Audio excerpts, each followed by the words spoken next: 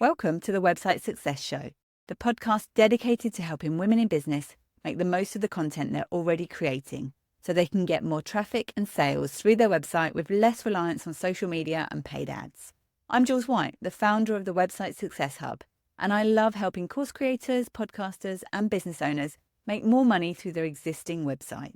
If you have a business you love, but you don't love the way your website performs, then this is the show for you. So today I wanted to talk about creating content that we own before we start thinking about creating content for other areas such as social media and places where we don't have control of that content.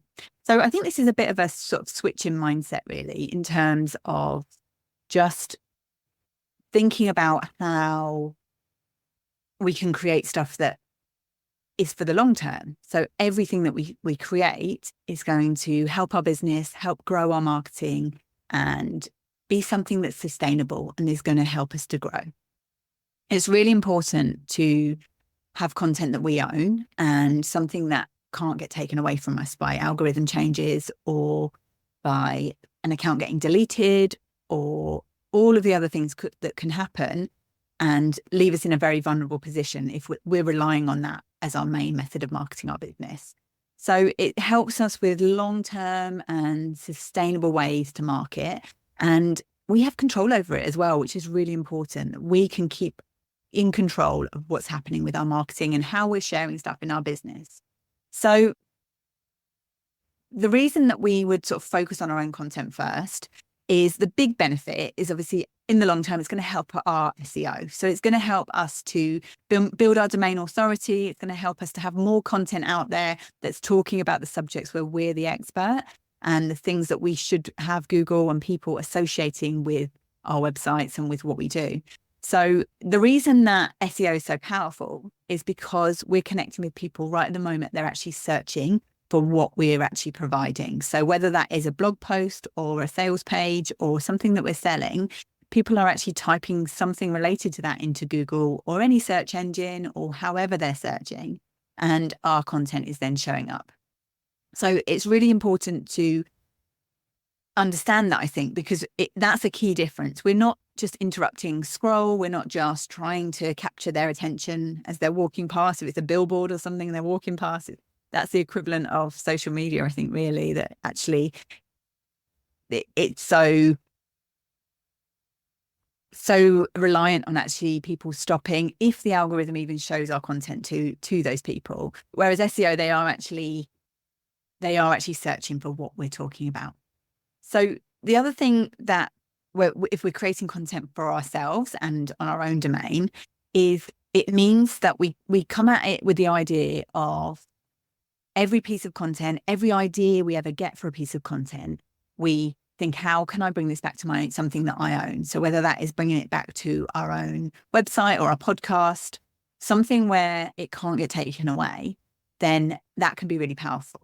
So if we're then doing that and we're regularly doing that, then we're going to be updating our website regularly. And that's really good for SEO. Google loves new content. So if we're regularly updating, improving, adding to our website with quality content, that can give us a real boost in the search rankings.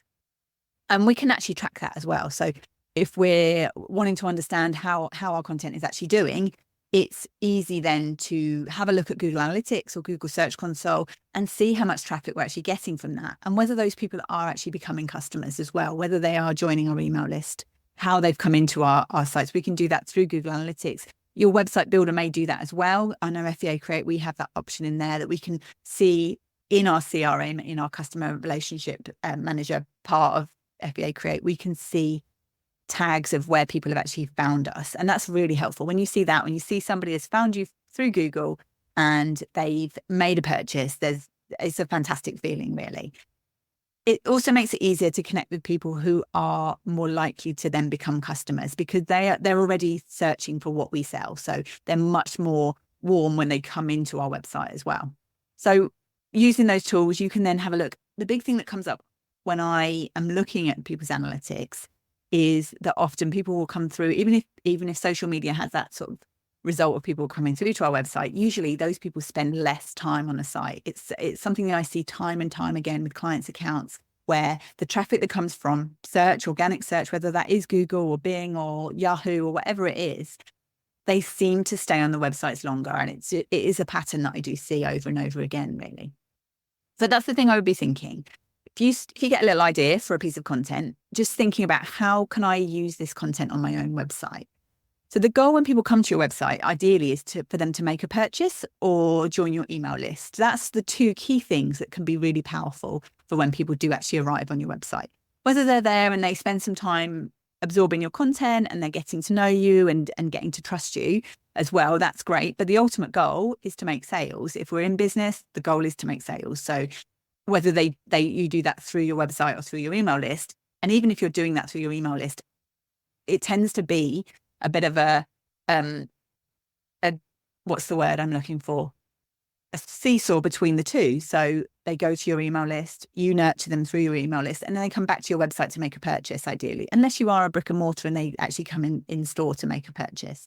But they're really powerful. They go hand in hand, and your website and your email list can be the two most valuable things in your business in terms of marketing and sales. It makes a massive difference, really. So it's a direct line of communication to your audience when you've got an email list. It makes a big difference to people actually feeling like they're remembering you. If you've got a solution to their problem and you're talking about that regularly through your email list, then that can make a big difference as well. But ultimately, we want to be trying to drive traffic back to the website. And the more traffic you get coming through to your website, the more helpful that is to Google as well. Google understands that then this site is valuable. People are coming here. People are spending time here. And so then that will give you a boost in your SEO as well, really.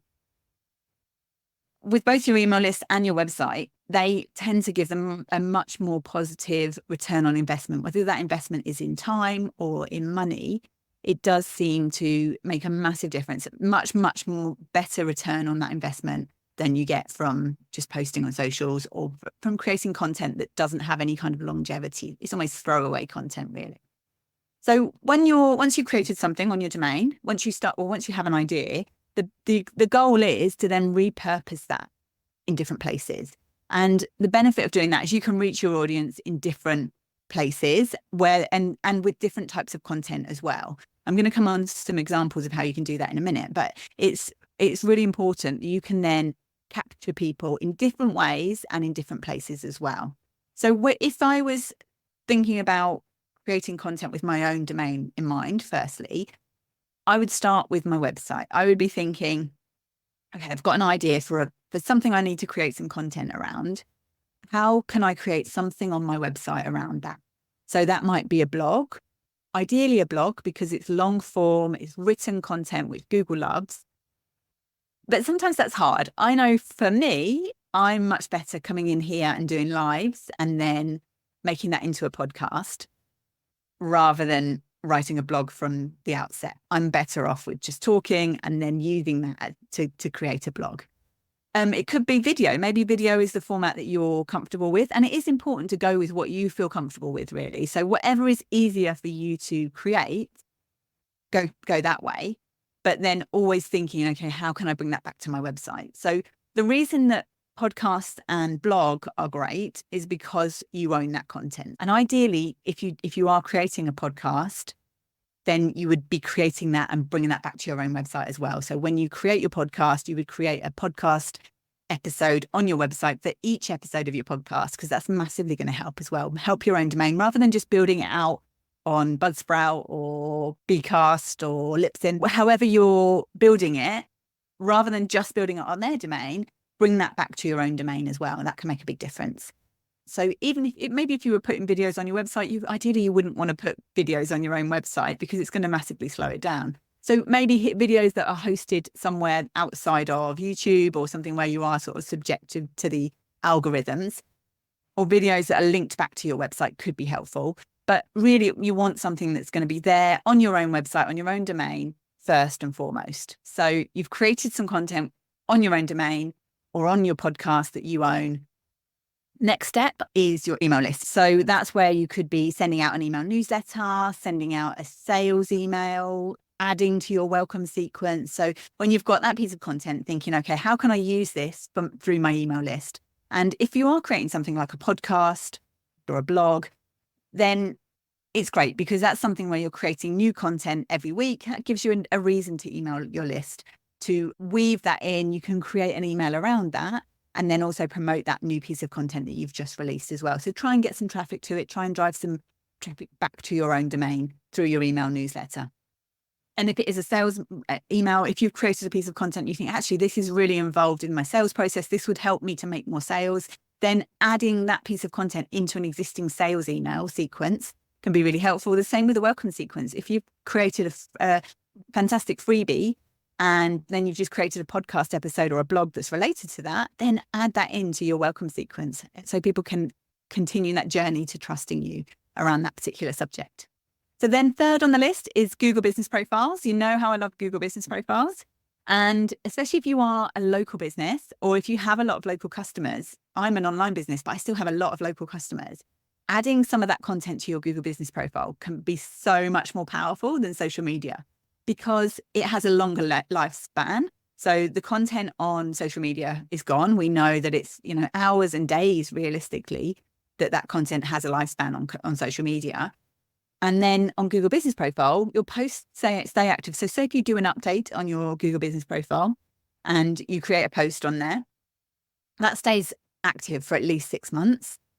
And I've seen them where they do just stay on there for longer than that. It says in Google's guidelines that they stay there for 6 months, but I have got ones on my profile that have been there longer.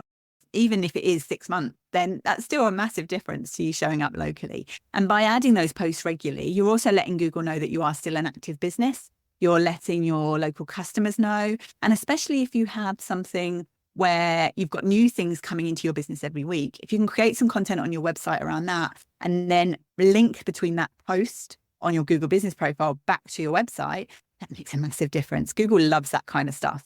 And then you will be more likely to show up locally in the maps. Even if you haven't got a pin in the map, you're still more likely to show up to local customers when they're searching for the terms that you've used within those posts as well.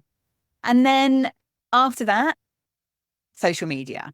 So I would always say, do those other things first, those things that are going to help you with longer term marketing. And Google Business Profile and email list are things that can have an effect straight away. You can get a return on investment from that straight away. And you can on your website as well. If some of the content you're updating is pages that have already got traffic coming to them, then that can have an immediate effect. So once you've done all those things, then social media. And I would say be strategic about your social media as well. So thinking about what social media platforms can I use that do have that bit more longevity or is actually creating content that is going to have a bit more impact really. So be thinking about things like Pinterest and YouTube, where they are still algorithm dependent and they aren't platforms that you own. So I would still have that hesitation there about relying on those as a main marketing platform. But I would certainly be thinking about those before Facebook, Instagram, TikTok, where it's literally hours and those posts are gone with.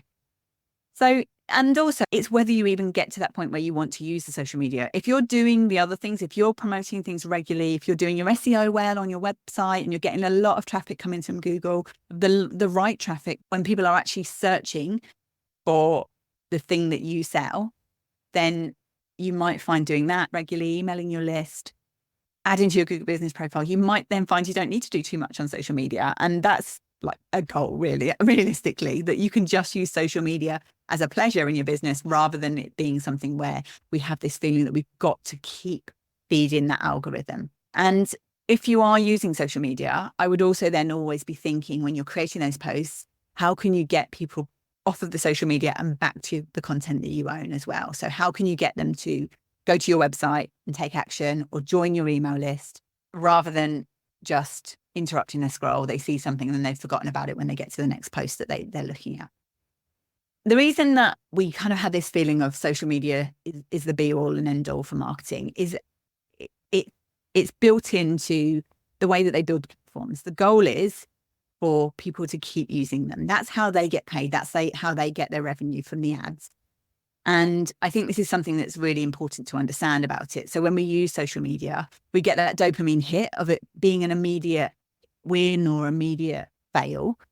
And it keeps bringing us back. We want to check and see how our post is doing, whether we've had any engagement, what the comments are. And it feeds into our some of our primal instincts of needing to be part of the crowd and part of a tribe.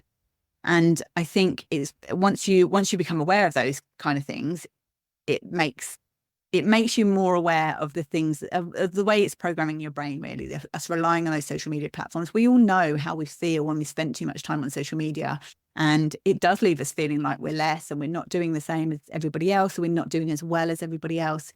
And so I think it's worth bearing that in mind as well, your own, how you feel about yourself when you use social media, and that feeling of you've got to be doing it, otherwise you're failing in business. So that's why we tend to go to the social media first and foremost, rather than thinking about putting our own oxygen mask on first and helping our own domain firstly.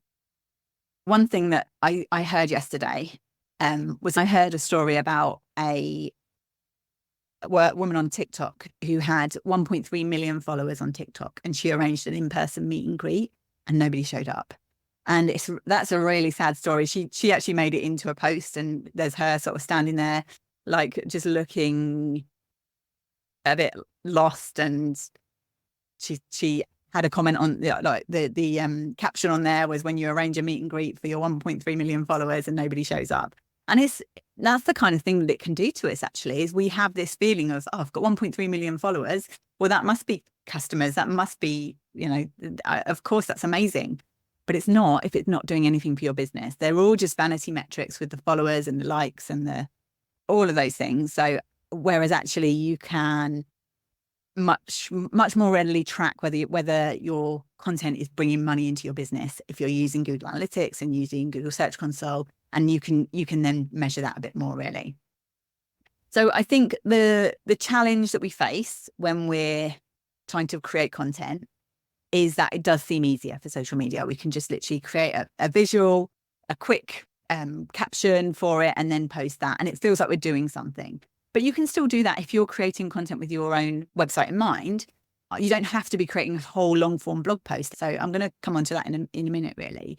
But I think that's the biggest obstacles are that we have this feeling of we have to be creating for socials, and that every time we update our website, it has to be a big project. And talking about updating, that's one thing you can do to help get around this, is rather than creating new content all the time, when you get an idea for a piece of content, you can start thinking about what content you already have. And I recorded a podcast episode about this a few weeks ago. Episode 2 is about why you don't need to keep feeding the algorithm, and how you can use your existing content to show up in search. So that can be really powerful. Working out what you've already got and what updates could you make to it to then show up in new searches, really.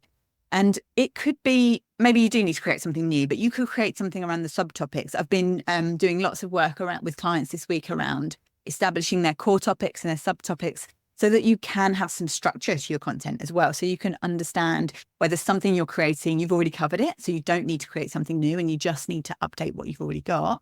Or whether it's something where actually I need to tackle this at a slightly different angle, or there's another subtopic that I need to cover around this.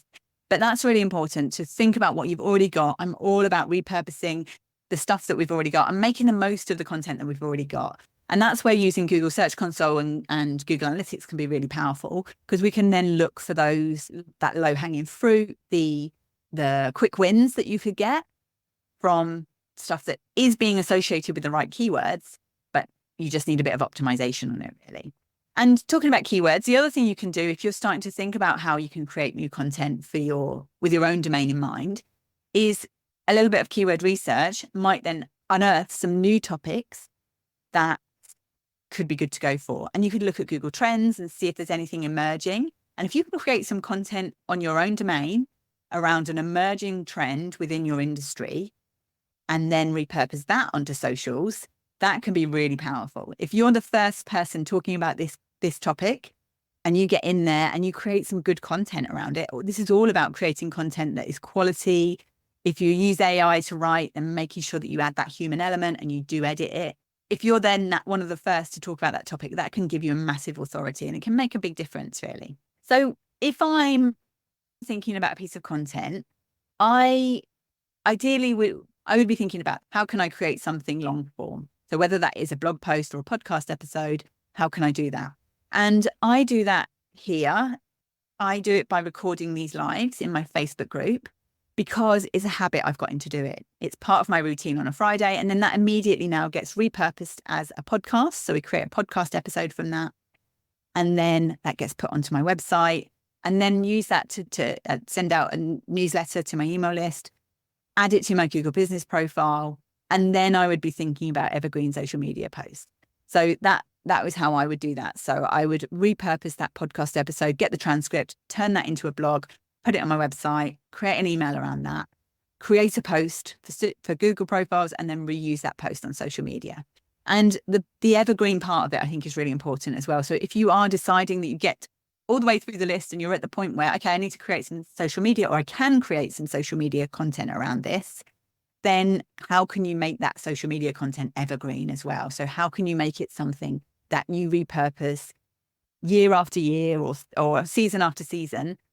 And maybe you just make slight tweaks to it, or maybe you do just have it as pure evergreen. I know the algorithms aren't so keen on evergreen content that never gets changed, but if that's what you can do, and if that gives you a little bit more space in your business to do something else and to focus on doing the things that you actually love rather than just marketing your business, then that's got to be better than nothing. So it's certainly worth considering doing that as well. So how can you make those posts evergreen and give them more longevity there as well?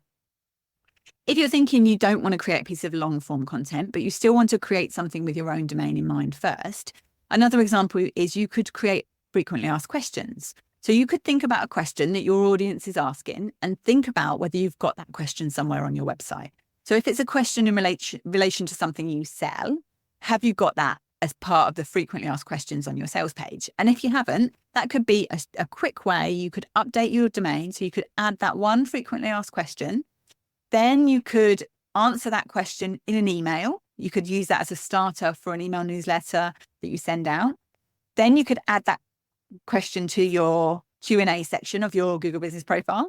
That can be really valuable. And you can do that as the business owner. You can add the question and you can add the answer. And if you then go in and get 2 friends to go in and like that question, then that will show, if you get 3 likes on a question on Google business profiles, that will show at the top of your profile as well. So that will show on the first frequently asked question. So if you can make it a question that's very relatable to what you do and is very searchable, but has the context of what you do as well, then that can be really, really helpful actually. And then you could use that as a poll in social media. So you could use that question and repurpose it and make it into a poll in social media. So you get some engagement on that, and then bringing those people into your world and maybe contacting them, asking them around some questions around the poll. And that can be quite powerful in terms of actually getting that engagement on social media as well. So the key takeaways from today, I think, are to always create content with your own domain in mind. And I would suggest having somewhere where you can capture ideas for content. So I use a Notion database. And if I get an idea midweek for a piece of content, if I'm out and about, I'll just scribble it on a piece of paper and then I'll pop it into my Notion database.